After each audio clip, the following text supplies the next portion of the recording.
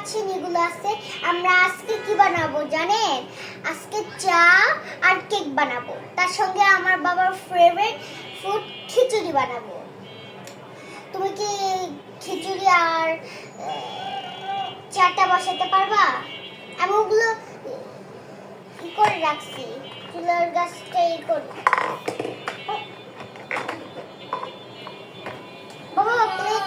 বাবা প্লেটটা দাও তো। মাম্মা জি দুধ খাবি না? না, কেন?